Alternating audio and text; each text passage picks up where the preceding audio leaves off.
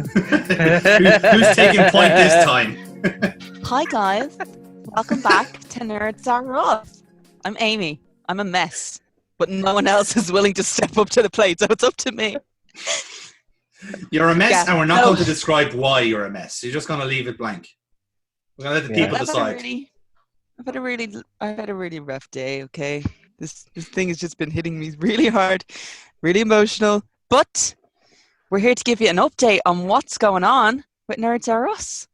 Yeah. I can't remember what the update is, and we only discussed this a second ago. So, Jonathan, why don't you just kind of segue in?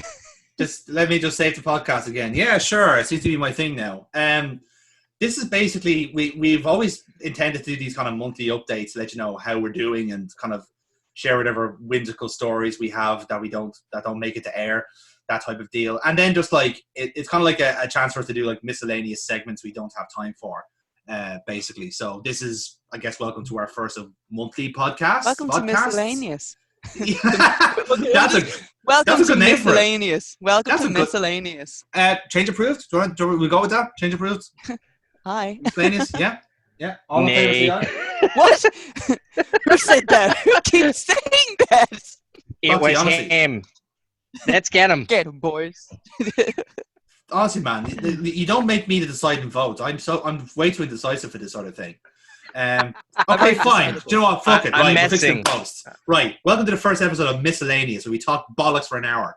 Yeah, is that What the fuck? Let's Guys, be fair. you told me this would be 10 minutes. I did not. No, you assumed it was going to be 10 minutes. It fucking was not. It was not written in the contract at any point. It was 10 minutes. I really should have read There's that contracts? Yes. I really should have read it.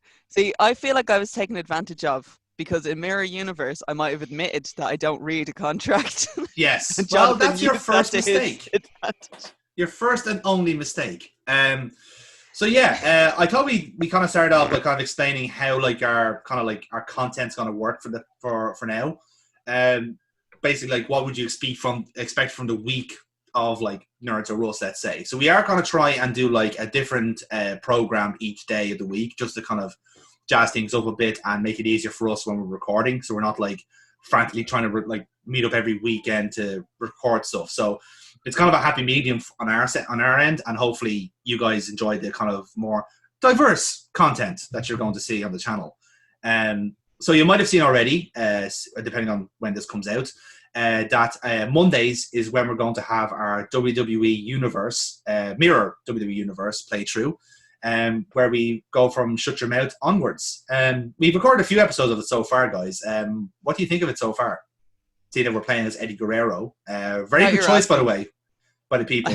I wasn't sure if he's asking us in general or if he's like, this is a question to the audience. It would be pretty fucking redundant if I was asked a comment section that might not exist. That would be pretty damn ballsy of me to expect some form of interaction a week down the line. How presumptuous are you? How dare you expect us to have a fan base? Holy shit, Amy. 2 weeks in existence, you're expecting us to have fans. Amy's already snorting. This is YouTube, not fucking Bebo, alright? Calm down. Fuck me. Yeah, Jesus. There's a blast from the past. Pretty godlike. Heard you're on the Bebo. Right. Share the love. Okay. Yes. Okay. I'm enjoying it. Good to hear. Someone should. Yeah, no, yes. I thought it was good. I think like Foxy's blowing us away with his technical skill. Yeah, actually, hold on a second. This should really be pointed out. I am not to be given control of this game at all. All right? Because I will fuck it up. Our win-loss record. I know they say it doesn't matter. It fucking matters, okay? And I will fuck it up. To be fair, though, if we want Eddie to lose a match for a reason, let's say if we wanted to drop a title to move up the card or something like that, we could just hand it to Amy and she'll bottle it on our behalf. Like, that would be... I'd be down with that. Like, that'd be a good idea. Because, like, Foxy's clearly too good at the game. We can't trust him to lose, you know? Like, Amy has to put up a fight. Like, As evidenced by my new finisher, the Dragon Sleeper. What the fuck is this Oh about? my god, like, come on. I don't get this at all. Also, he hit a fucking frog splash. Like, that's bullshit. In my experience, it's okay. Frog splashes do not hit, okay? They're always botched. And I don't understand how he was able to hit that again. There's a cheat somewhere. It's almost as if that this wrestler had mastered the frog splash well beforehand, and then this rank amateur on a wrestling RPG tries it once and just completely bottles it. Like I don't. As well that it was done as a finisher. Like, that's bollocks. Like that was your debut. That's the first match for that promotion. Is you like fucking up a jobber match against a racist? Like that's the start of that promotion. I still won the match. Okay, I still by a roll up. By a roll up. Gentle reminder that you are the champion. Sorry, hold on a second. Okay, in my defense on this one, okay, the dice rolled 12. Okay, and I managed to get the roll up on it. Okay, fine. Shut up. Fine. Okay, shut up. Foxy, continue, please. I'm being attacked. It just goes to me. So obviously, like we have for Mondays, it's the Mirror WWE Universe, and we've been going through it with Eddie Guerrero as picked by our audience or by the viewers, and hopefully you've been enjoying it so far, especially with the subtle changes that have been happening with it. Like the roster has been switched up. Yes. Eddie Guerrero no longer finishes with a frog splash. But, Undertaker had the tag team with Sean Stasiak. That was my personal favorite. Yeah. Could you fucking imagine having to tell Taker, "Oh, here's your tag team partner for tonight. Good evening." So get him fucking out of here. I'm from planet Stasiak. I'm still upset that we didn't watch the match. I know.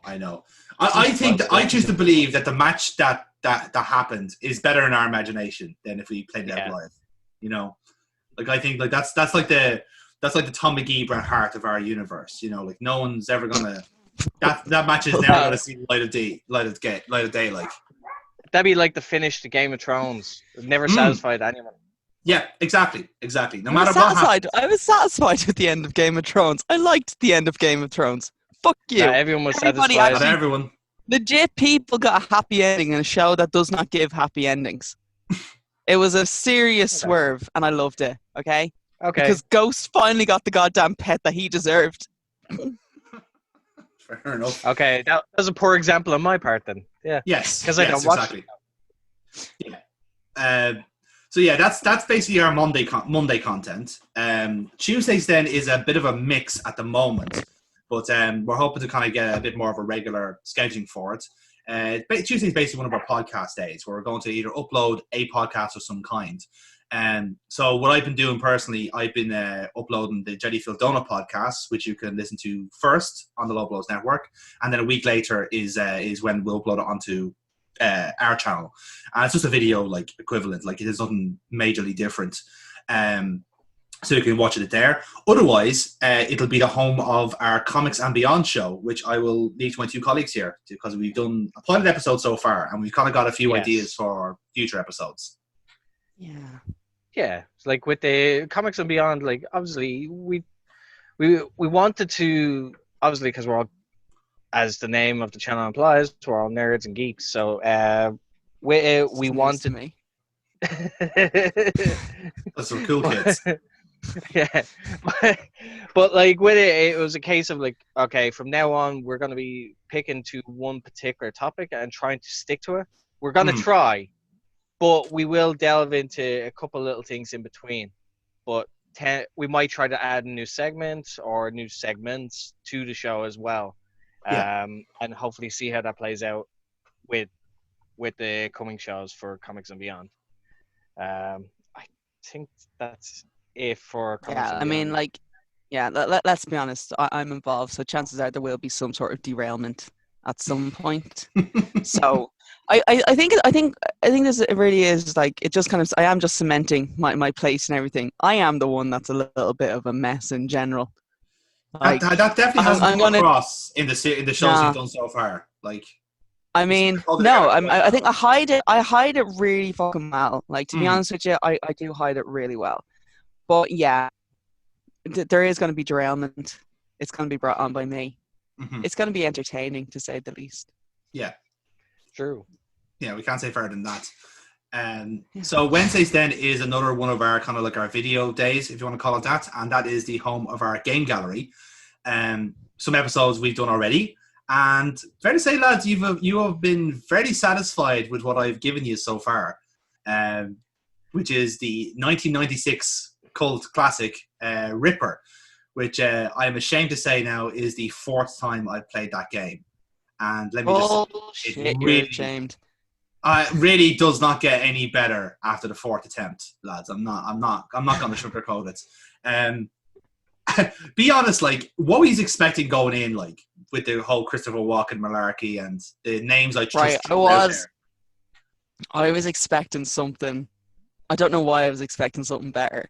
Like, and I don't mean better as in like the actual like gameplay stuff like that. I just thought like the graphics would be a bit like. All right, I envisioned like, and I think it's because 2020, like 2010 even and upwards, has kind of destroyed me with regards to video games. I was thinking of something that would be more like Until Dawn or Last of Us. That's the type of gameplay look I have envisioned in my mind for any type of game now. And then I look back on old ones and I'm like, what is this happy horse shit? Right? The cigar. Yeah. Like the cigar just popped me like major. Isn't it so good? It's so good. Lads, if you haven't actually watched this, right? Just go Please back do. and watch. Just go back and watch Ripper, right? Like, enter hell with us, okay? We're all on this journey together. We're all Dante on this, and we're literally going through the 7 stages of hell culture, right? But honestly, just at the very end of the video, when he's like smoking a cigar, I have no words as to what this is actually like. Like, this is a bloke that doesn't know how to eat a hot dog or has never had a dick in his hand. Like, he just doesn't know what to do with it. It's really weird. Oh, I'm sorry. Does no one really understand that one, or is it only a girl's thing to understand? Yeah, I've never had a hot dog before, so I don't know what you're on about.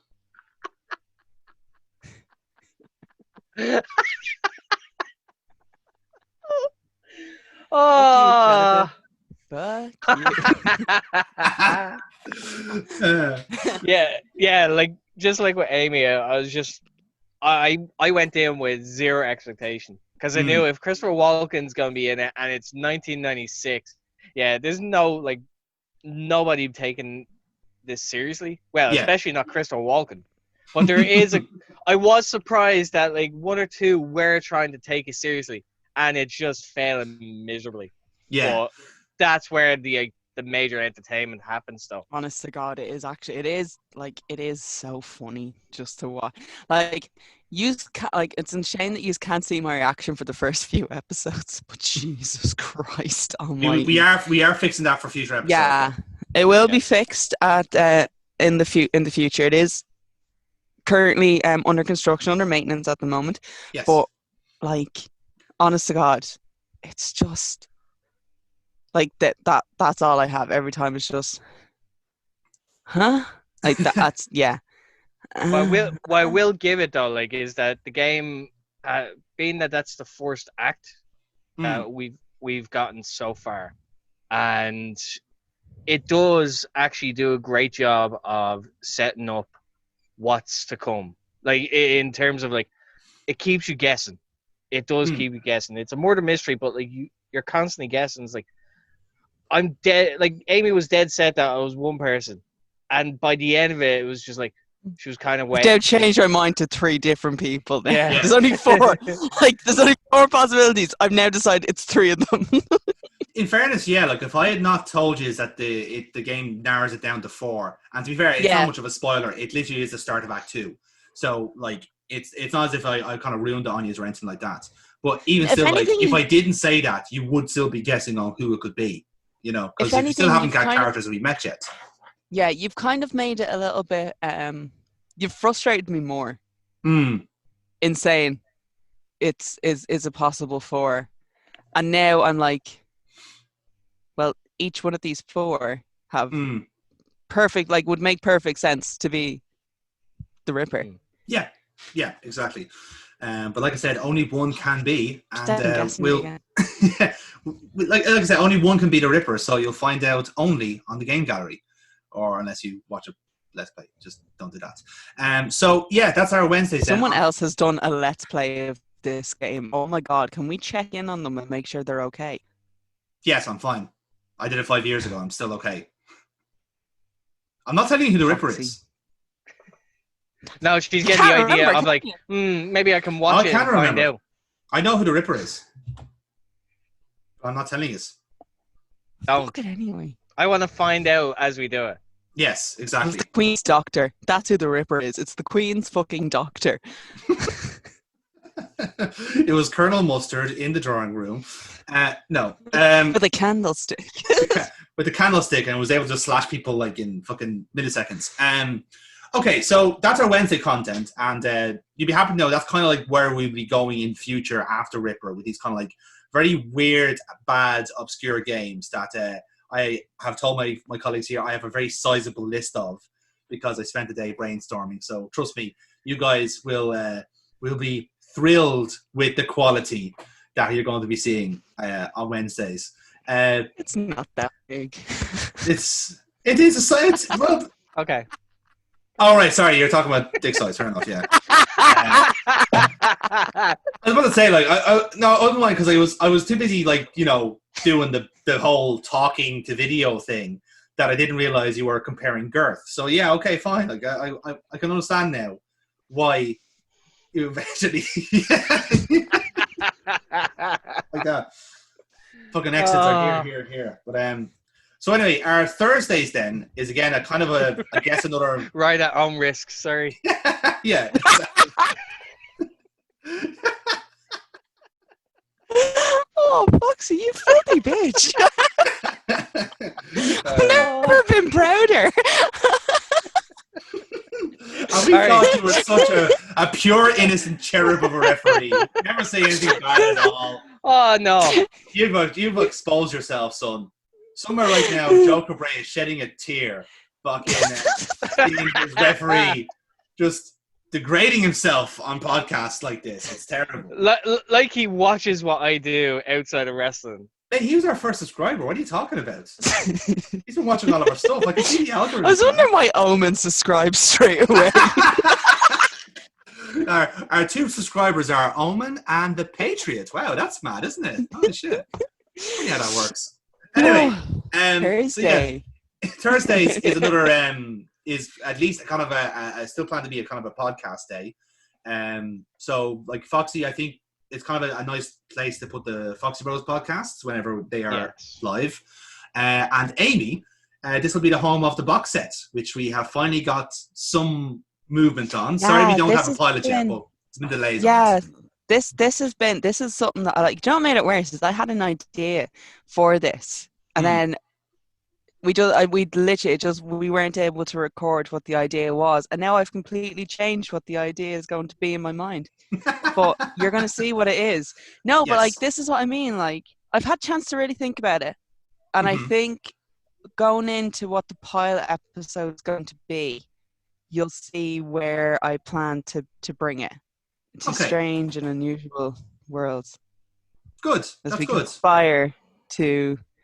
I'm not really good at like the cloak and mirror type thing when I'm talking, because I'm really, really conscious of the fact that this is on camera and I don't know what to do with my hands. Boldly go where no one has gone before. Yeah. I know exactly what you mean, Amy. I just can't deal with my hands at all on camera.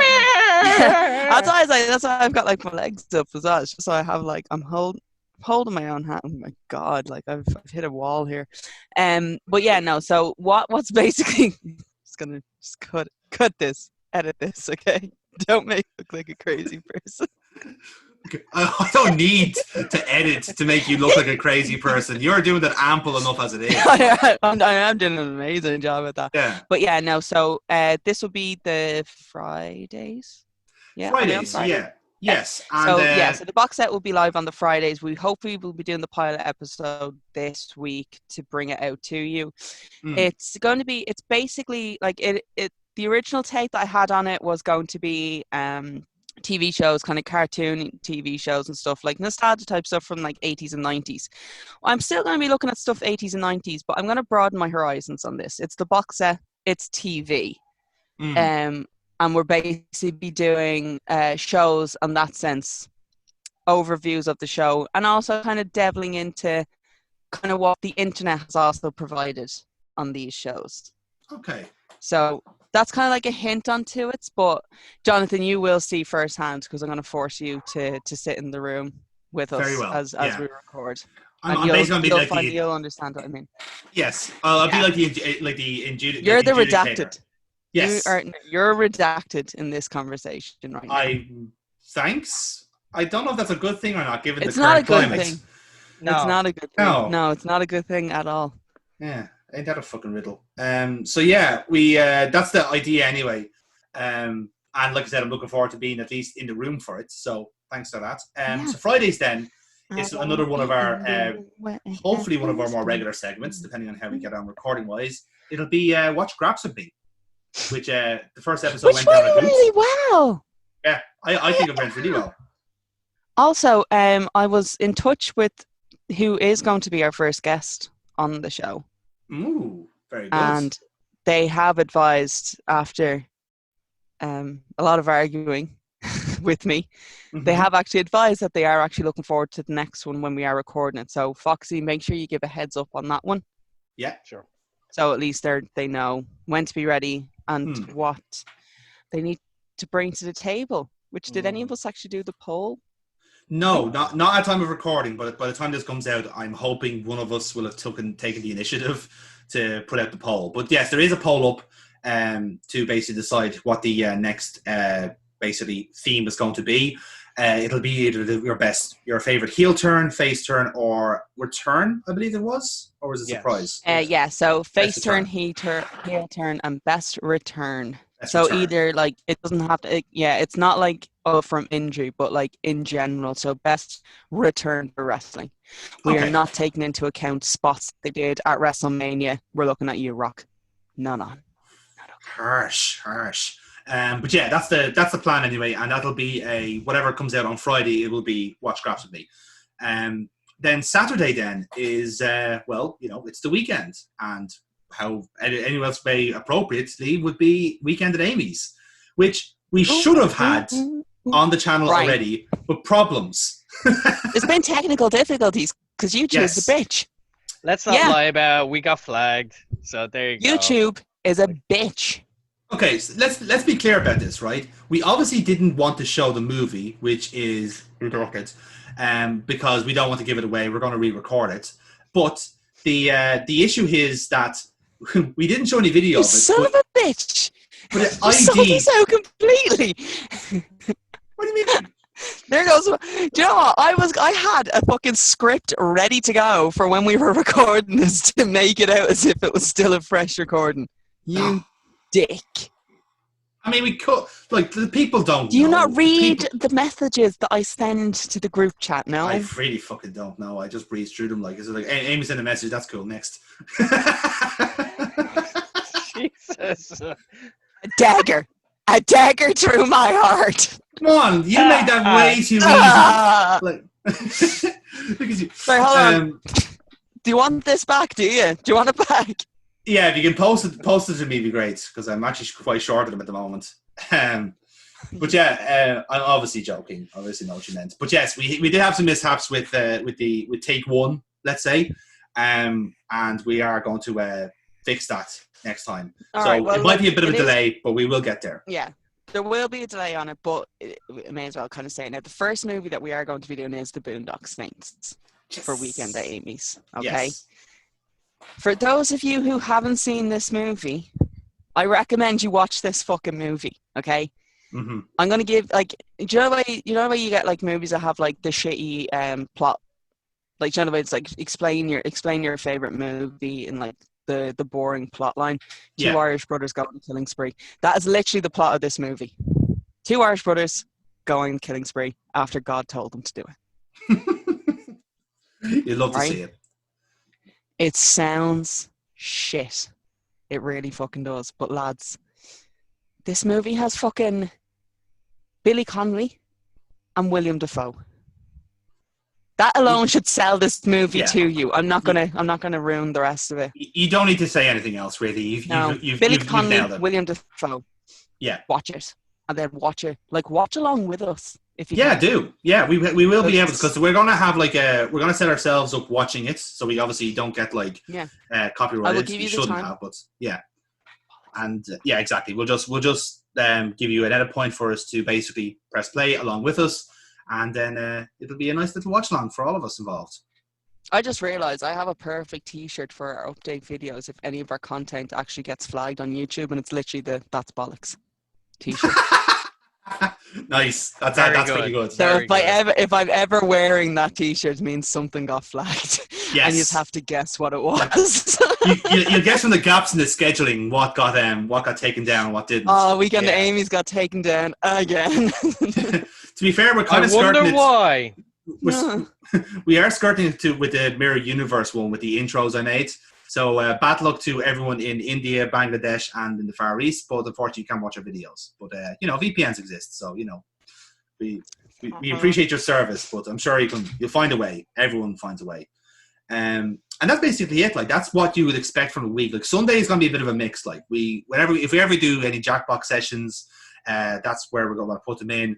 If I have a Liquid Football podcast that's live, I'll put it there. Yeah. Anything else, basically, we'll do it. And obviously, perhaps these kind of like monthly podcasts will probably go up on a Sunday to prep you for the week ahead or something along those lines. Yeah, exactly. You'll be able to hear all of the miscellaneous. Yep. All the business.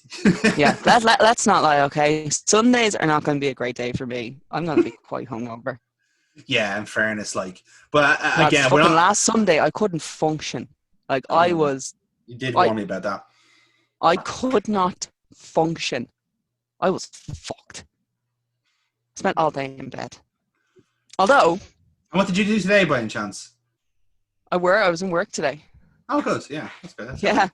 Oh, yeah. No, I was in work. I finished at 2:30 though. I had I built up time, so I was like, I'm just gonna take the 2 hours early off. Had a nap, and I completely fucked up my life. That nap. Fantastic. Really fucked me. I'm not gonna be able to sleep now tonight. That's actually what makes it worse. I'm like a fucking toddler. All right, if you let me sleep during the day, I won't sleep at night. But in saying that, it did actually give me time to do something which I kind of regret, but I also don't regret. I watched Jaws 4. Oh, right. Jesus, I thought you were going to go away, Grant. Such a bullet there. Fucking hell. Well, what the fuck did you think I was going to do? It doesn't matter. It actually doesn't matter. It really doesn't matter at all. Forget even I mentioned it. So I watched Jaws 4. All right, I'm a massive Jaws mark, okay? I love Jaws. It's my favourite movie. I will watch that movie at least once a week, the first one, not the rest of them. The first one, I will watch that once a week. If I'm in a shit mood, I will watch that movie and I will fucking be able to say it word for word as the characters are doing it. And I will do a voice for each of the characters. But I watched Jaws 4 and it actually hurt my soul. Like, it actually legit hurt my soul to watch it. You've seen Jaws 4, right? No. I would have touched it with a badge. Don't want to. No. It's funny that you say that you don't want to. I might make you watch this. Right? So, you've seen the first movie anyway, right? Yes. All right, so you know that Chief Brody is the main character in the first movie, right? So, Roy Scheider was very, very smart for Jaws 4, and he said, fuck off, I'm not touching that shit with a barge pole. He didn't want to do the second one, to be fair, but he was contracted, so he had to do it. So he's not in the fourth one. It has got Lorraine Gray, which was the wife from the original one. So she comes back and she's the main character in this. And what happens is their youngest son, who joins the police department in Amity, gets killed by a shark at Christmas. I just want to point this out, actually. This movie is set at Christmas. This summer movie is set at Christmas time. Christmas sharks. He gets killed, honest to God, right? He gets killed trying to get a log off a buoy type thing in the water. I have to actually admit now, for a shark movie kill, it's actually quite good because it's done at night time. And you can only kind of see slivers of the shark and stuff. So it actually does look quite terrifying. That could probably happen. You never know. It probably could. Fishing boat gets hot up. That's all well and good. And then the other son, who's like living in the Bahamas now as a marine biologist, because, you know, that's what you do. Mm-hmm. He comes home, he takes the ma with him to the Bahamas. The shark follows them from Amity, which is Martha's Vineyard, to the Bahamas. Right? There's so many things wrong with this already, okay? But I'm not going to get into the whole biology of an actual shark not actually being able to survive in this type of water. But that's okay. Let's forget about this. It's a movie. Logic. Lads, logic goes out the fucking window in this piece of shit it does, right? Michael Caine is like a pilot type thing, and like he falls in love with the mom, and it's just like, it hurts me so much to know that I've actually wasted so much time of my life watching this movie, because I haven't only watched it once. I've gone on. Me. Honest That's to a God, good point, like, actually. it's one of those things. Is like, if I'm gonna watch the Jaws movies, I can't not watch it, because then it's incomplete. Then I haven't watched all the movies. I'll watch the first one and I'll be really fucking happy about it. Then I'll watch the second one, which isn't too bad. Like, it's actually still okay. Like, it's good for what it is. The shark dies amazingly well in the second one. It's quite an art to see. The third one, all right, look, they tried something with 3D. It didn't work, but I do like the fact that it's set in SeaWorld. That's clever. Sessions in SeaWorld had just opened as well. Like, that's basically how they were doing with the underwater tunnels. It's a smart, like, it's a good story to it. Like, it could have worked had they not been so shit in how they did it. And then you have a piece of shit. This is the ginger stepchild that no one wants to invite to Christmas dinner, right? That's what fucking Jaws 4 is. And like, Michael fucking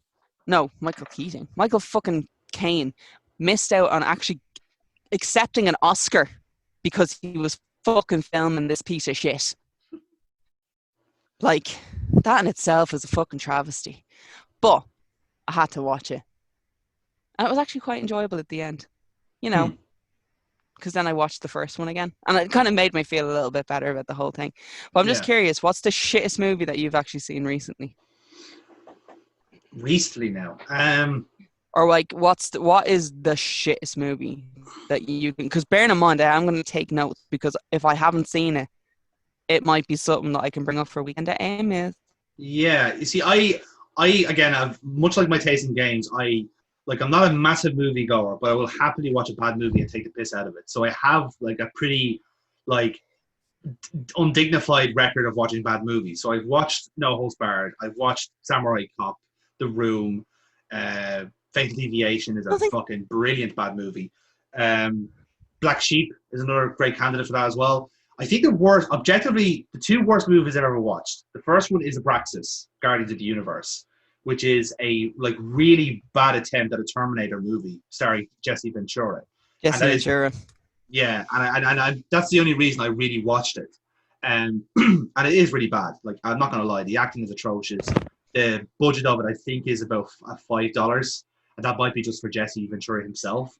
The plot is atrocious. The writing, the fucking, like in Star Trek where you have technobabble, right?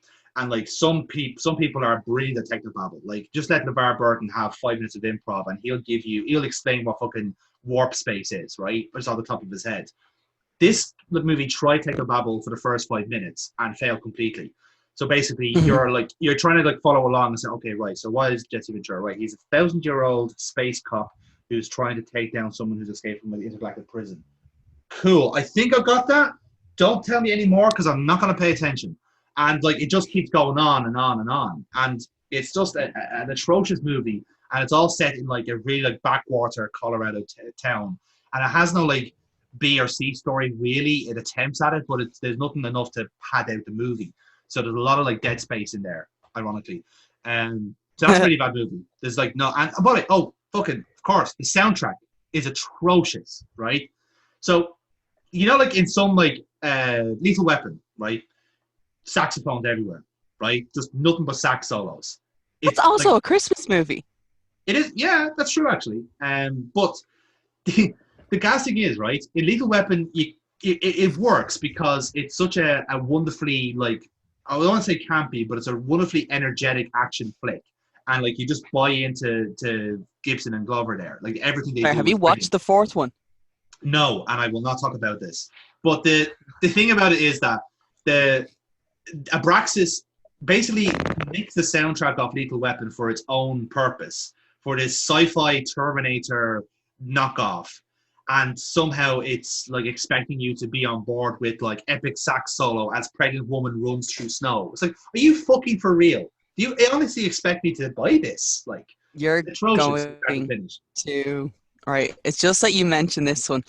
So today, while I was hard at work, I got a notification on my phone, and it's basically like one of those like movie kind of lists. And it's like 10 forgotten gems or 10 actual gems like of sci-fi movies that you might have missed. Right. That movie is on that list. No, it can't be. It fucking cannot be. It is terrible. Honest to God, that movie is actually on the list. Whoever wrote that should be shot. It's from it's actually from like collides.com. I gotta find the link for it. I'm gonna find the link for it. This is like just kind of like to prove that it actually is a thing. Yeah. But I'm gonna actually get the link and I'll send it to you. The Foxy, second one. What about you? Oh yeah, go ahead. Oh, sorry. No, it's great. No, Foxy, go ahead. I think one of the worst films that I've ever seen was a movie called Daywatch. And going into it, I didn't realize that this was actually a sequel to a film called Night Watch. And it's set in Russia. And it wasn't stated before. It's like, this is subtitled. So there's a lot of stuff that you're not going to understand. There's also like a plot that you're not going to pick up because it's non-existent. And it was basically 2 hours of my life that I will never, ever, ever, ever get back. And I wouldn't torture anyone with that. Like that's it. Okay, like I probably won't torture. It's like one of those like what was that like it's like that kind of like I think it was like some sort of Serbian movie that was trying to do the rounds as like a challenge to try and get through the whole thing. It seemed like that one of those movies where like there's not even like any kind of sport in enjoying this bad movie. It's just an unpleasant watch. Yeah. Are you talking about the actual movie, a Serbian film? I think that's it. Yeah, isn't it? It's something along those lines, and it's just like basically snuff. Honest to God, it's I've managed to make. I think I made it through 45 minutes of it, and I physically got sick. Yeah, like it's intended to be that. It is horrifically. It's one of those movies where it's like I'm not actually going to go through the plot of it because it is quite harsh. But if you are curious, just Wikipedia. That's all you need to do. And it's at that point then you're kind of just realize that I did make it 45 minutes into this movie. I mean, you should be like at least like happy with that, if that's the right word to use. But yeah, I've heard bad things about it. It's not it's not something I would. There, I found the website. It's not something. No, I didn't find the website. That's a fucking band. Are you bullshit? Fuck that. I give up. But it was on the list. That sounds so random. It was on the list. It was on the list. It was on a top 10 list. Okay, it wasn't on one of the other types of lists. Okay. But there was also a Jude Law movie that was on it as well. Existence or something like that was also one of those movies. I know. And any movie that has Jude Law on a list, to be fair, it should just stay on the list. Agreed. Yeah. It doesn't deserve. Yeah. Yeah. So, yeah. I think the other one I was going to mention there was, again, I don't know if this is a secret or not, but I'm a Trekkie. And I'm not fucking gassed. I know, I'm shocked and appalled to hear that. But I am a big fan of the kind of the next generation, the Deep Space Nine type era, because that's when I really got into it. You know, now I know, like, I'm kind of the guy that like recognizes that Deep Space Nine is brilliant and like it's peerless, but I still prefer TNG. So I'm kind of in that mindset of like, that's the type of Star Trek I like, you know. So I made the very foolish plan to watch the J.J. Abrams Star Trek movies. So in case you don't know, basically the like official like Star Trek movies ended with Nemesis, and it was pretty average really. It was a bit of an improvement on the previous one, even though it was the same story. Tom Hardy was doing pretty decent in the role that he had. And then they went a completely different way with with the next movie, which is basically back to Kirk, back to Spock, with like recasting, brand new special effects, brand new direction, brand new like just a J.J. Abrams movie essentially. And in fairness, he did quite well with the first movie because he gave himself a reason to basically take the piss of the timeline, and get kind of very creative with it.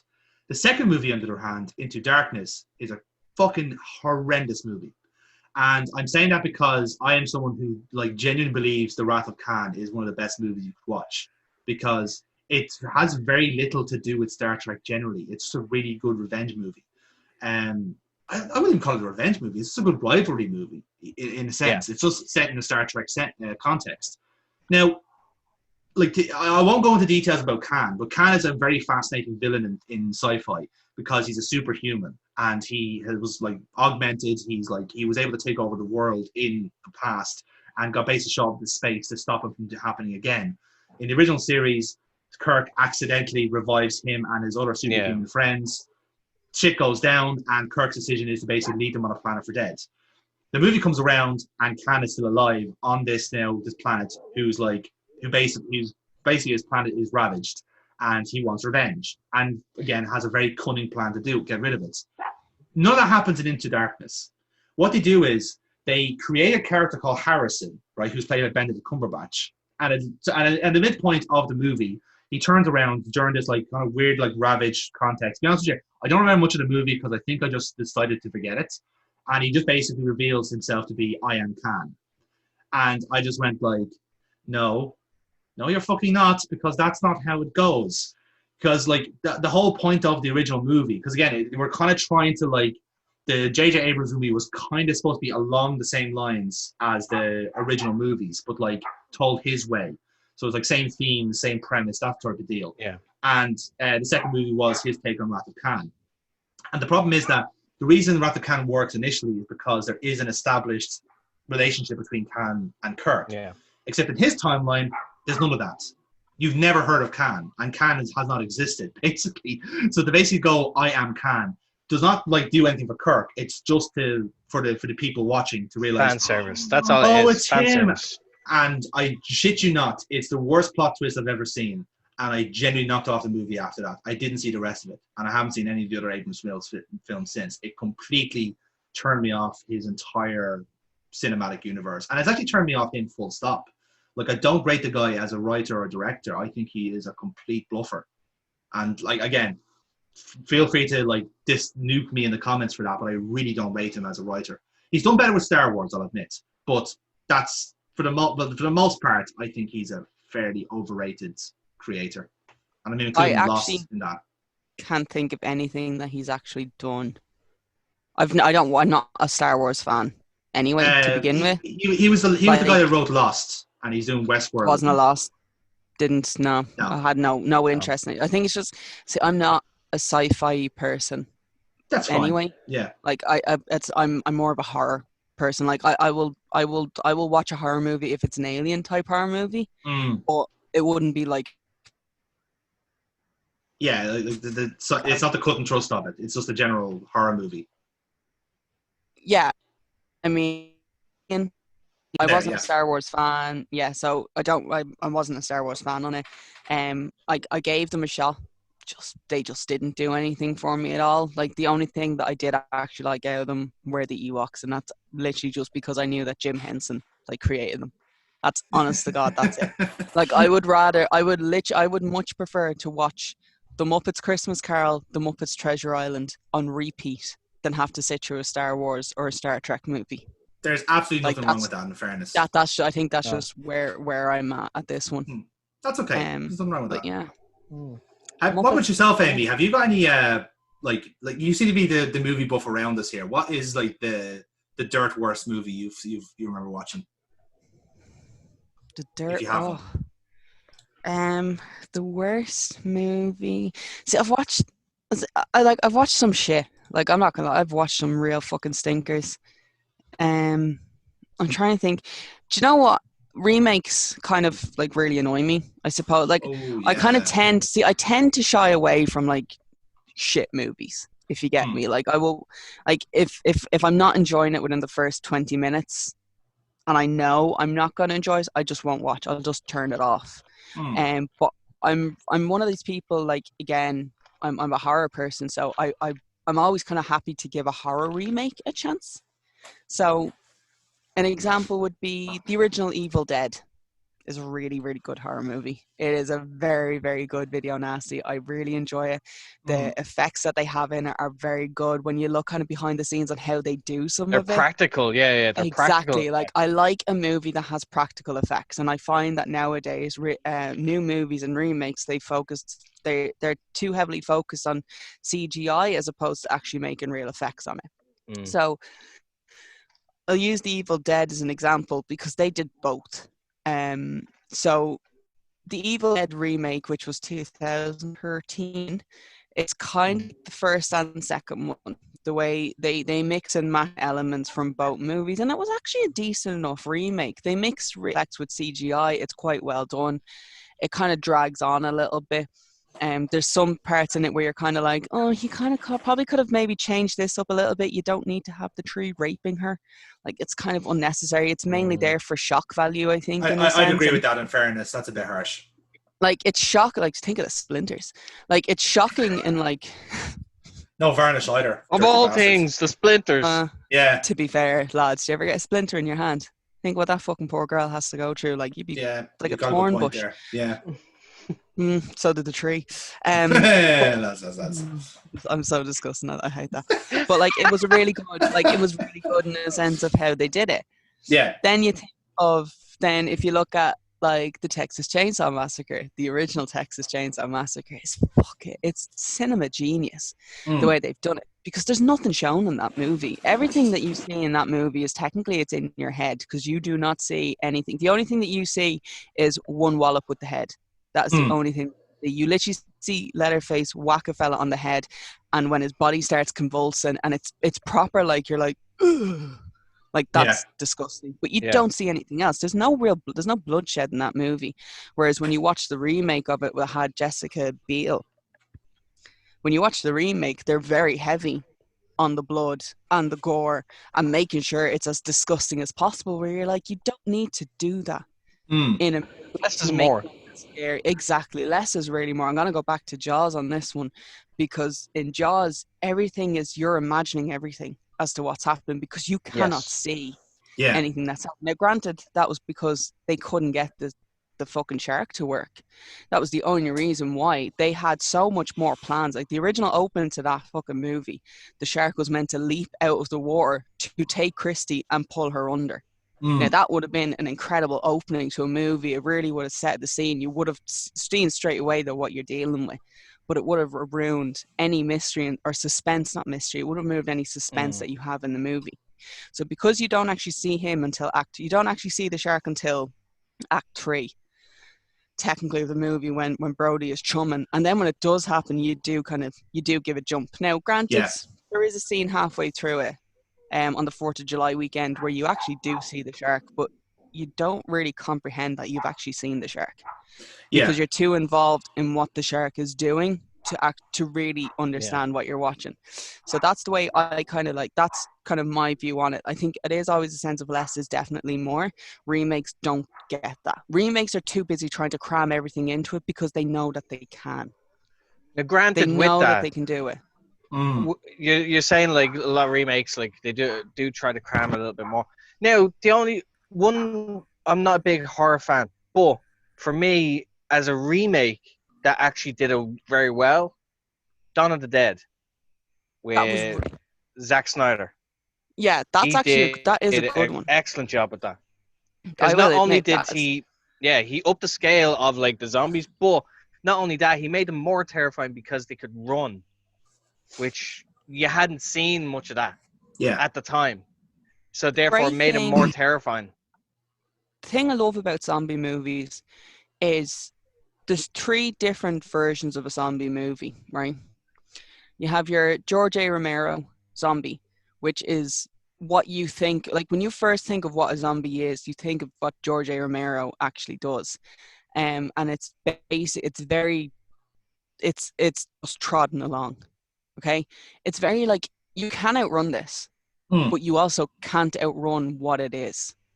So it's a sense is like you can get away from the physical threat, but there's in the background that threat is always going to be there because you don't know how this came to be, you don't know how to stop it, and you don't know if you're going to be able to outlive it. So that's like a fucking scary thought. Then you have Zack Snyder's zombie, which can fucking run. So you're like, okay, this is a new thing now because this threat now has stamina that doesn't seem to run out. This is it's a dead, like granted, it's a fucking dead body. Like the muscles won't be able to do this, but that's not a thought that's in your head. No, you're thinking, shit, how the fuck do I outrun this? Because at the end of that movie, they don't fucking outrun that. They think they're safe, you know they're not. And then you have, I can't remember, Danny Boyle with 28 Days Later, right? I was about to mention that, yeah. Right? This is a different type of zombie because this type of zombie, you know how it became a zombie. It's the monkeys, right? So this is a man-made thing that's after happening. And it's brilliant as well because it's called Rage, which I just think is absolutely brilliant. And it's basically, when you're kind of imagine, this is what I would imagine it would be like if humans had rabies, but like a aggressive, like, this is an aggressive form of rabies that is happening, and it just destroys the mind, and you're off. Like you're fucking foaming at the mouth. You're running at like that's a brilliant type of zombie, I think, because that person is not dead; they're infected. So anything that you know about what a zombie is completely flipped on its head. It's completely flipped on its head. There is a Wes Craven movie which deals with the Serpent and the Rainbow is what it's called, and has Jack Pullman. No, not Jack. The fucking president from Independence Day. He is the main character in this, and he travels to, I think it's a Caribbean island, I think. Basically, he's a journalist. He's really looking to see. It's kind of like an art, something that doing. He goes to the island to basically local and voodoo. That's what the thing is, and it's kind of very set. Much a skeptic on the whole thing, and this is what they then do to him is they turn him to a zombie, but they turn him into what originally a zombie was. So when you look at like origin of what a zombie, it's not George A. Romero basically using like for fish poison, literally leave you paralyzed. It will stop your heart, stop your respiratory system so much that you will legit give a physical sense of death. You're then buried in the ground. People know that you're dead. But once that toxin wears off, whoever it is that's put you has already dug you up, and you are literally a zombie. So when people see them come back, they've come back from the dead. That's what original zombie is. But they no longer have like the brain functionings kind of behind it. And it's a really underrated Wes Craven movie. I do recommend to watch it. Like if you're not into the horror type thing, you probably won't enjoy it. Like it does have a bit, but it is a very, very good movie, and it's kind of seeing how this character is kind of warped from what he was to what he becomes. It's terrifying. Like in that sense, it is kind of terrifying. Like those are the type of movies that I think, if you're a horror fan, but you're not like, I'm not really kind of into that type, that's more kind of like a thriller type situation, suspense, I highly recommend. It's like kind of like The Silence of the Lambs. It's not actually a horror movie, but it does have the horror elements. And I do recommend it. It is actually a really good watch. But that's what an original zombie would be. But I do like how it's evolved in it. Also, another good one is Return of the Living Dead. You ever seen it? Dan Bannon? Years and years ago. Dan Bannon is an excellent movie because it's not a serious zombie movie. It's very much like a kind of a horror, or it's like a comedy horror take on it. Black comedy. But this is originally where brains came from. So zombie movies didn't go for brains, whereas this movie actually shows that the zombie wants brains, and that's where the brains came from for zombie movies. So that's what people who've seen this, and that was that they take from it. And there is an excellent scene on it where it's half a corpse and they're talking to it, and she's explaining why they want brains, and it's like, well, why do you want it? And she's just like, the pain. And it's like, when you think about it, your brain gives off toxins, like the serotonin that your brain gives off. It reduces your stress, it reduces pain, it gives you the happy endorphins. That's what the zombie is looking for. And you're like, but it's so good. Like, I rewatch it. It's really fucking good. It really is good. It's such a good movie. Good stuff. Good stuff. Forever. Yeah, that is becoming very evident. So, like I said, this is the reason we're going to have these monthly podcasts, is to get basically, like, if Amy wants to give Amy a platform. Yes, exactly. Let Amy basically talk to herself for half an hour. we weren't half an hour. It felt like longer. I know. I could make a joke there, but I won't. So yes, I guess it's my turn for a segment. And this one I'm kind of calling Secrets and Lies. I like to think it might be a reoccurring segment depending on if we have other people on. But if you're familiar with Would I Lie to You, this is basically a kind of a take on that, where I've invited myself and my two colleagues here are going to share two stories of themselves that are genuinely real. You know, they are truthful, and one of them is a complete lie. And it's up to us then to decide which is the bullshit story and the other two are true. So who wants to go first? Who thinks they have the best stories? I don't know if they're the best. Or at least the ones that throw us off the scent. Okay. Go for it. Okay, so for 3 years, I used to be June Carter in a Johnny Cash tribute act. All right. I've auditioned for the X Factor and made it to the judges' stages, not televised, unfortunately. And I once sang in a pub in New York, but got kicked out of the pub because I was under the age of 21 and I did not get paid. Oh, interesting. Okay, so I'm going to latch onto the X Factor one there. Obviously, this was in Dublin, I would assume. No? I had to fly over. Oh, right. So this is before they went over here. To the UK too. Yeah. They didn't have the actual auditions in Dublin or Belfast yet. Had to fly over. You audition, you basically have to record yourself on TV first. Or not on TV, you have to record yourself on the video first and send it. And then if they accept it, then you have to fly yourself out. All right, okay. And where did you have it done? We flew out to, we had to fly out to London. And then they had the auditions in like a hotel. And there's like 3 sets of auditions, right? Yeah. So you do your video audition. And if it's accepted, then you fly over. Then you have to audition for 1 set of producers. And if they think you're good or bad, they then put you forward again. And then you do another one in front of a camera crew. And then you get to go ahead. And then that would be then the third one then would be if you get to audition in front of the judges for the actual show.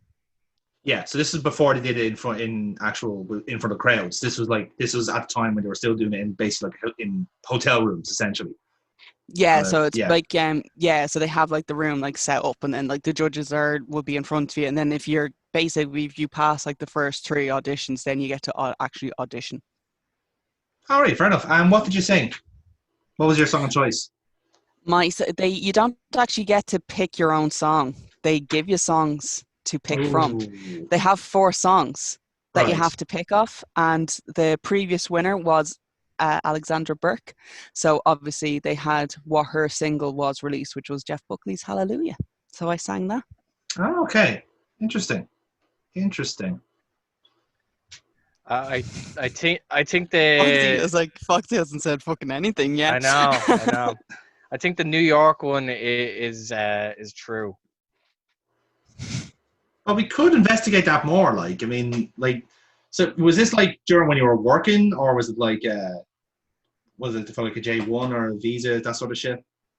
No, this was a family holiday. We went over. My dad's friend, his brother owns a pub in New York. It's called The Playwright. Mm-hmm. And we went in there, and he was able to get me a gig at a pub that his friend runs, but they said, don't tell them that you're only 19. Yes, of course, underage. 21 is the legal drinking age in America, which is shocking. But yeah, so this would have been 2009. 2009, okay. And again, what was the act like? Was it like was it something in particular, or? No, it's literally like the original kind of setup that they had was they just do like open mics. So it's kind of like the same way you would do, like it's just like an open mic night sort of thing, but they didn't have as many acts, or they didn't have as many people turn up as they anticipated. So it was a sense of, if do you want to get up and do it? Yeah, you took a spot. Exactly, yeah. It was like, look, there's an hour free. We need someone to do it. Connie's brother was like, oh, sure, I have a girl that could do that. And then they asked us if we wanted to do it. So I said, yeah, why not?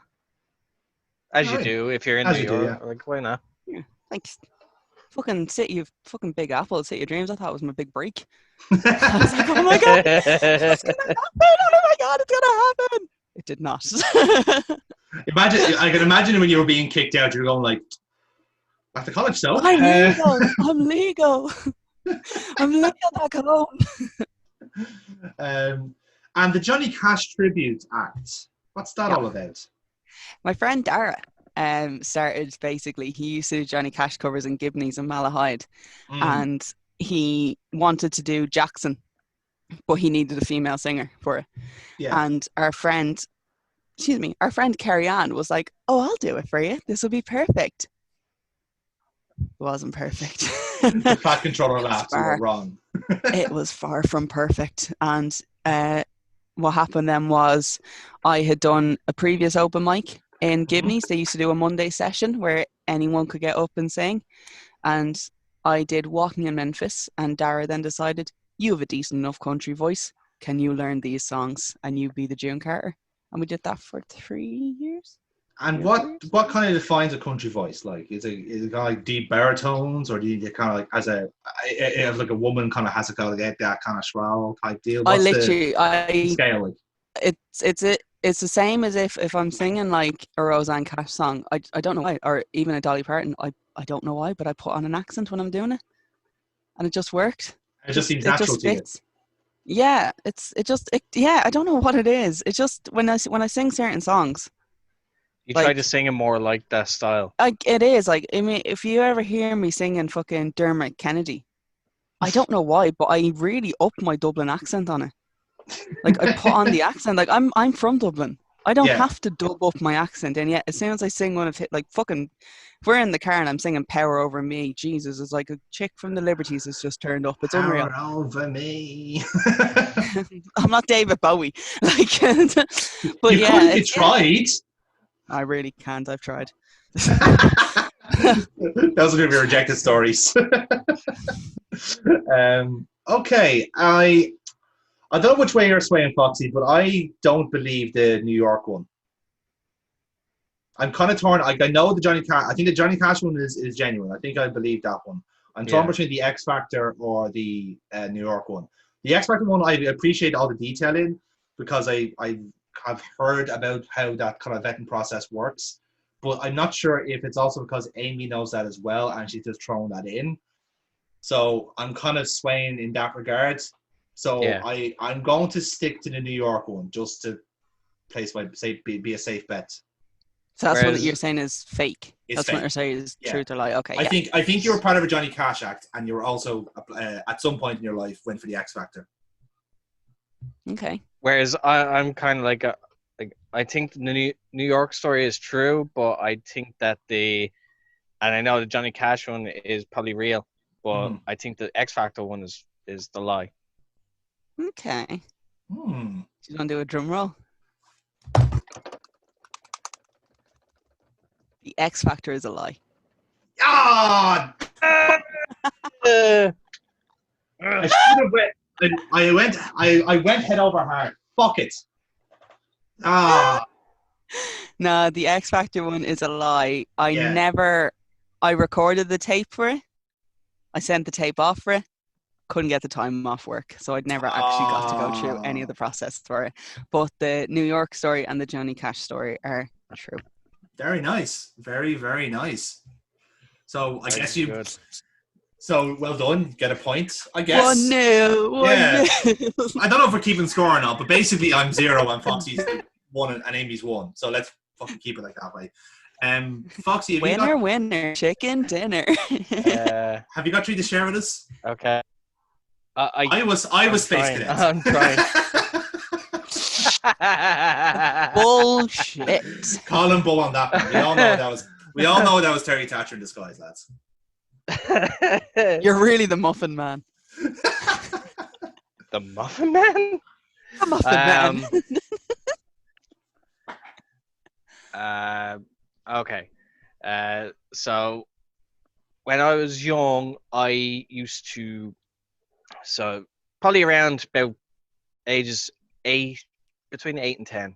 Like, what's communion year? It's like between 8 and 10, isn't it? 11, something like that, isn't it? No, sorry. Confirmation is like 11, 12. Sorry. Yeah. Yeah. So communion age, like around 8 to 10. I used to wear a suit that I got for my communion, but because it looks so stylish, I used to wear it in pubs and try to play snooker. Okay, that's the story number 1. What else we got? Story number 2. Adorable. It is. That's really cute, though. That's so cute. Okay, story number 2. Story number 2.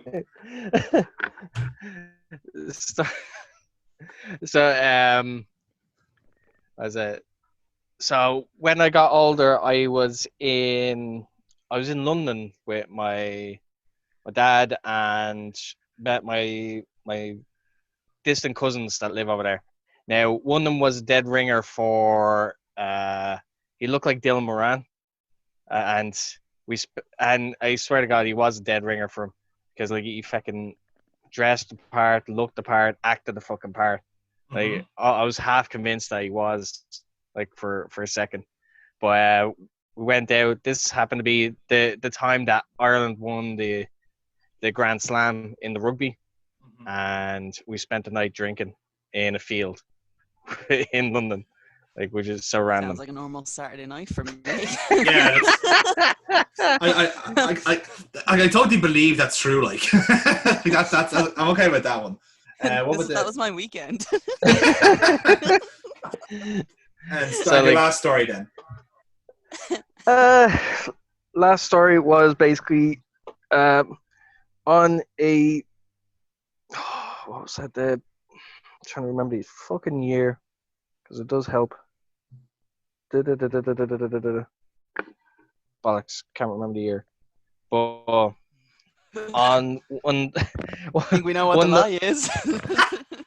No, because like the year does actually help me remember the story. Foxy is stalling. Foxy is stalling. I'm stalling. This is why hits to the head in wrestling are not good for your health. Yeah. Makes you far too honest, apparently. Apparently, but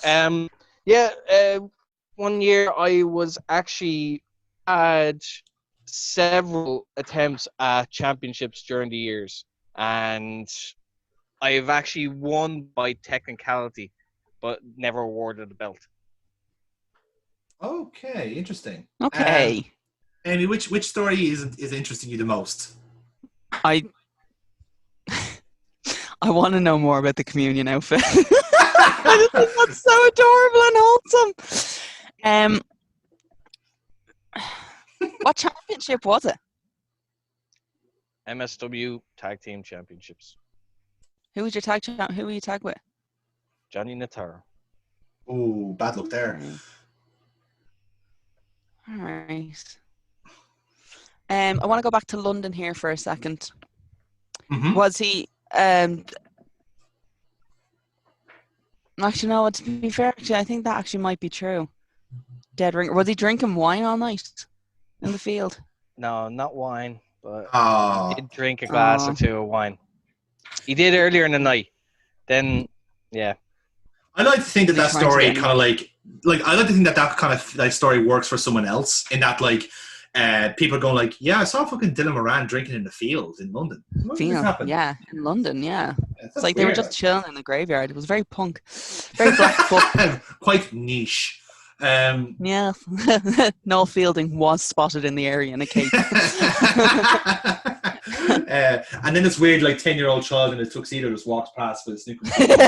He had a pool cue with him for some strange reason. Like, the mental image of that is so endearing. That is honest to God. I think that's the cutest thing ever. Because I can imagine you kind of like trying to puff your chest out, like with the pool cue, like this, going like, "All right, lads, hello." Yeah. Like make it like making like your dad or an uncle or an older cousin like wear white gloves as well, and just every now and again just to the table before you like set up. There you go. Okay. I think these all sound pretty plausible. Yeah. However, See, when you throw MSW into the mix, like they fucking they changed champions with the wind, like, you know, like they could have tossed a coin and that was the world champion, like. So like that one's thrown for a little bit. Yeah. The first one who turned up to training was the new champion. Lenny Hanna wins again. Yes, it's almost like the person that opens up the bar wins the fucking thing. All right, I'm actually gonna throw it out here. Considering how bad Fox's memory sometimes be. Mm-hmm. Right. And I'm basing this on the headshots. That's harsh. I'm gonna say the most wholesome story I think you've ever told is the lie. Oh, you see, I was gonna go for that as well because, like, I get the feeling he may have nicked that off someone else and is using that for him. I think that's a Joey story. Please, if there's any fucking mercy on this earth, just emasculate the Terry Thatcher character completely by putting him in a fucking suit. That's all. That's why he still wears braces. It's reliving his childhood. His foregone his hope and dream of being a snooker player. But yet he couldn't because he was human after all. I'm gonna say the communion story is the lie. The suit. Okay. You see, I do know that you never won a championship title. That one is definitely. That's why he said technicality. Yes. But what technicality though? What was the meat and bones of that? You probably put the fucking ring together that day. No, Joe, I say what it was. Maybe like, was it the case of like the original champions just didn't show up and you just like, here, you guys are champions now, just for the one night, and you put a mask on. You had a mask on, so no one knew he was actually the ref. Oh fuck, that could be it too. You know, that could be it. Maybe. Okay, do you know what? I'll take that as true then. So yeah, I'm gonna go with the communion story. So you're both going with communion. Yeah. You're both wrong. Oh. Is it the championship? No, the England one. Oh, god damn it. That was the most plausible one. That's a shitter, that is. So the story is that he's not Dylan Moran at all. Was it actually Dylan Moran? He's just watching him from a distance. It wasn't. But for the main stage tag titles, me and Johnny Nassaro did win by a count out. Oh. But we never got the belts. So it's a technicality. Yeah. Okay, that makes more sense now. And we won them in PWU. Oh, that's unusual. Yes. I recognize that name. It's a distant memory. Yeah. I think they went on a ship or something afterwards. But I don't know. No, I don't think it would have flown. Okay, so that leaves me then, right? So my three stories are... Okay, my first story is that I made my pro karting debut at the age of 10, but in the first race of the championship, I crashed out and never raced again. Plausible. My second story is that when I was in college, I wrote a whole lot of sitcoms to basically evade studying. And my third story is that I spent €85 on a novel by Manchester United footballer Steve Bruce.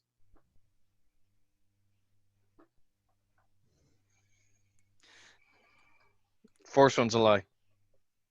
The second one, I want to read some of these sitcom stories. All right. Because we've all done some things that we're not proud of in college. Yeah, so my one was thinking I was a writer, the fool. This that does seem like a legit thing that I would be interested in. It's probably also something that I might have done while in college. Mm-hmm. I don't know who Steve Bruce is. I'm gonna be honest with you right now. So I don't know if his books are any good. I don't know if this is the person who on A League of Their Own was the one where they read like his fan fiction or erotic novels. I don't know if this is the person that they did it for. It's not. No, that's someone else. Yeah. What was the novel about? The novel was about. It's worth £85. Yeah, the reason they were so expensive was because they were so rare. Steve Bruce wrote, like, this is after he retired from football, and like Man United fans will know this guy because he was captain of their club for years, and he's still in football. He's the current Newcastle manager. But after he finished playing football, he decided to try noveling while he was basically looking for coaching jobs. So the first book is called Striker, right? And the front of it is basically a picture of a dead like footballer with a knife on the floor. Really badly photoshopped over a football pitch. And the story is about a Irish striker called Pat Duffy getting stabbed in the dressing rooms of a fictional football club. And the manager, who's called Steve Barnes, see, very different to Steve Bruce, investigating it. And over the length of, I think it's only 89 pages. It's a really short story, but it's still technically a novel. Basically, the Pat Duffy, they find out, was stabbed by the IRA. And the book ends... This is a Dream Team. No. This sounds like it's an episode of Dream Team. It should be. It really should be. Like, it precluded Dream Team. Like, it got there before them. And I choose to believe, after reading those novels, that's where Dream Team came from. That's where Dream Team came from. But sounds like it. But like I remember I was reading it, and it was just the actual book ends on a sniper battle, basically.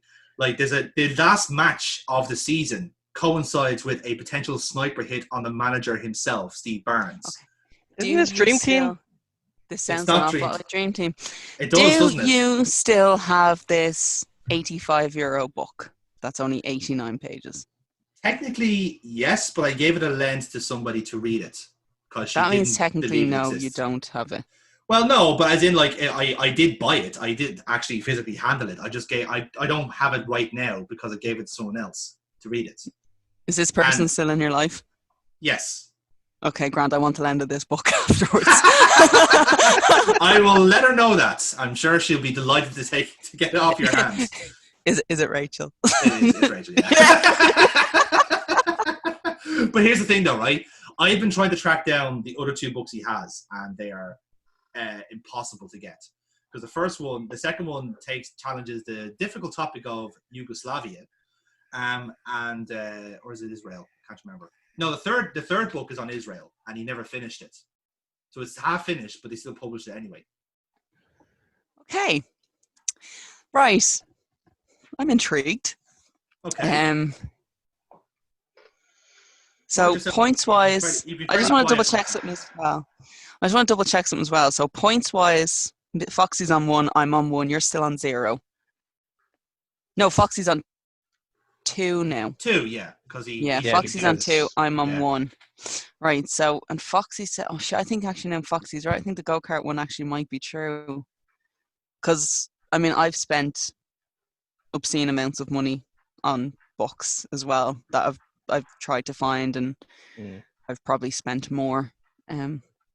So, yeah, okay, I do believe that could have been 85. But what the hell was the other story again? The fan fictions. No, Sitcoms, I wrote sitcoms, yes. You wrote sitcoms. What were the sitcoms about? Was it like your own thing, or did you just like take an existing series and write your own episodes? No, it was my own thing, really. The whole premise... Well, actually, now that being said, now that I've watched a few sitcoms previously that were been out of the time but never watched, I realise how close to the mark they were. But I'm going to assume one of them is The Young Ones. No, weirdly enough, it's not. Like, if anything, the humor was very Black Books-ish, but again, not really intentionally. The whole cut and thrust of it was basically you had these 4 characters living in the same flat. Well, technically 3, but the female character just lives there anyway. She just basically like bunks off there all the time. Yeah, but again, this is before Big Bang was a thing. So, yeah. Or at least I didn't watch it because it was shite. So if anything, it was me trying to prove I could do it better. But again, depending on who reads it, they might disagree. And essentially, it was just a case of like the whole point of it was the whole sitcom was being told from the point of view of the bartender of the local pub, and he was basically telling the stories of like the patrons used to go there, and what they got up to. These 4 students in college, right? And he used to love them because they were the most entertaining people he had around. So the whole sitcom is told from his point of view, which means then it gave me like a chance to be completely surreal with some of the like the jokes. So I get what you mean. So literally, so he could take stuff like really literally. Like if you could say like sometimes you say a phrase, "Oh, it was just like an episode of 24." So I wrote an episode that is literally a parody of 24. Just like 24. Yeah, and it's paced the same way and it's wrote the same way. And it's that kind of thing. So like so the episodes are really on the nose parodies sometimes, and sometimes they're just really well like just genuinely funny stories. So it just depends on what it was. And again, it was like based off like the college like semester. So there's only like 13 episodes because it's 13 weeks in the semester. And like one episode is where it's like a cold snap, and literally the whole like episode is all like visual gags about how cold it is. And it was just me and 3 other people spitballing on how we could make that up. The best like thing I wrote was one of the characters getting chased down Grasset Street by a mime, and that's remarkably enough, that's still the one thing I haven't written down because I wanted to nail that perfectly. Sorry, that is a terrifying thought. Okay, isn't it? That is a legit terrifying thought. Okay, if I expand on that, you will see how funny it is because it needs to be seen. It needs to be acted out. Sorry, so you can get the whole idea of it. Yeah. Okay. Yeah, the go-kart one is the lie. Or. Yeah. So you don't believe at any point that I would have gone go-karting? No, I think you were too tall. And there's far too much detail gone into this sitcom. I don't think you can think of that on the fly. Even with the amount of time that you've had today, I think go-kart is the lie. With the go-kart one, I believe that you went go-karting, but I don't believe that you're going to be a pro. Well, the reason I say it was because like Amy's like correct in a sense with the go-karting thing. I was too tall for the age group I was in, if that makes sense. So I didn't go for like I was an age group above because of my height, and essentially. You probably you did go, but yes, like after you crashed out, I say you still went back. Like I don't think that was the end of your go-karting altogether. No. So that's why I think that's a lie. No, genuinely, I didn't go after. Like I genuinely went like once the first time to like basically go around. It was up in Colmore Karts. It was that kind of indoor karting area. So I went there once because again I'm a massive fan of Formula 1. So I wanted to try it out, and I tried it out. Kind of got the basics done right, and again for my age bracket, I was pretty good. I had good pace, and they said, "Here, we're doing pro. Like I think it was heats. I think it was heats or trials, whichever one." I said, "Go to these heats and see how you do." And essentially on the first like heat where you're actually in a race situation, go into the first corner and I completely crash out. Like I actually just genuinely forget to steer, and I got kind of like a panic attack after that, so I never went back. But like I said, my pace was good enough to be pro. Yeah, I'm still going with the first one as a lie. Yeah, same. Okay, so my 2 real stories are the sitcoms are real. Yeah. They are things I've actually written and I still have on my PC. Nice. And the other real story is that I did actually buy a novel from Steve Bruce. Yeah. The karting thing is fake. Right. So that means at the end of the miscellaneous. Yes. Foxy's on 3 points, I'm on 2, and you on 0. I have completely bottled this. On my own segment, on the segment I brought up, completely fucked it up. So obviously, like that's. Hopefully, we'll have. If you enjoyed this, we'll hopefully have this segment back again. We'll try different challenges, like different versions, maybe. But Yeah, that was your main event. That was, yes. I don't know if we can call it a main, but it was certainly an event. It was an Yes. event. It happened to was all an of event. us. We were all there for it. So yeah. I guess thanks for watching is the main thing. Yeah, that was Miscellaneous. Yeah, if you have any suggestions for spots we can do, feel free to chime them down. Talking points for us in the next one, or perhaps you want to hear some hilarious stories from behind the scenes, we can certainly do that. Because rest assured, we have a lot of them, or we can at least make some. I'm going to talk about more movies. That's fine. So, That's fine. Strap in. Yeah. We're going to discuss movies. I already know what I'm going to discuss movie-wise next month. That's good. That's really. It's good to have that pinned down early because like you don't know what's going to happen, like today or tomorrow. Like it's good to have some sort of certainty with this show at least. Yeah, it's it's going to be like why Avatar and Fern Gully: The Last Rainforest are exactly the same movie, and why Avatar is shit and Fern Gully is the best. You laugh. I'm no. I just wasn't expecting the word shit there. It's just like you just kind of took me off guard there. That's all. James Cameron ain't done dick since fucking Titanic. That's worth writing home about. Okay, there, I said it. It's been 84 years. Okay, it's been 84 years since he had a good hit. And I thought I was getting news for J.J. Abrams, but I'm glad to see that we're both on the same sinking ship here. Ironically. Oh my God! Fuck James Cameron. He's an arsehole. You could definitely fall down the rabbit hole, or if it was my case, down the foxhole. So Oh, look at you! That's clever. Oh, look at you! Oh, look, my name is Fox. I can make these jokes. You're getting cold, okay? Foxes get cold. No, but like obviously, like if you didn't, tweet is about to get you. Here, I'm not saying what my surname is because they get fucked. So yeah, fairness. Yeah, you don't have a leg to stand on here. Yeah. Oh no! I had a joke. No, I can't do that.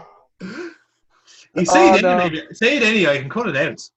No, because it's just. He's like, no. You don't trust me. You don't trust me. That's terrible. To be fair, I don't trust anyone either. That's why I said the joke first, just in case. Fuck it anyway. But anyway, like for everyone that's watching at home, please do every little helps. Like, subscribe, hit the notification bell. Let us know your thoughts in the comments. What you'd like to see, what you'd like to see more of, and until then, hopefully we shall see you in the coming weeks in the next videos. So I've been Foxy. I've been Amy. Yeah. The thing is, it's not your podcast. It's all. Yeah, it's our podcast. I'm not gonna lie, because I thought I was gonna do the outro because I did the intro, and then I was like, okay, it's not me doing it. Ooh, not my problem anymore. All right, lads. Well, yeah. So. Nobody wants to do the introduction, but they're all happy to do the outro. To be fair, I'm so used to doing the intro and outro for literally everything. I think that's the thing is. I think Foxy's used to doing it as well. Yes. I think that's what it is. I think it's just the two. I've noticed that the two of you are so used to doing it that it does seem to come as like the second nature. Just like counting 1, 2 is second nature for Foxy, but he never gets to the 3. No, I never make it that far. No, it's very rare. That's the name. That's the name of his autobiography. It's getting to 3. Yeah, I can count. 1, 2. Me can count. Me count to 10. No, but yeah, obviously, like all that good stuff. Yeah, been Foxy. That's Amy. That's Jonathan. Like, subscribe, hit the notification bell, and we'll see you in the next one. Yeah. Bye bye. Bye bye.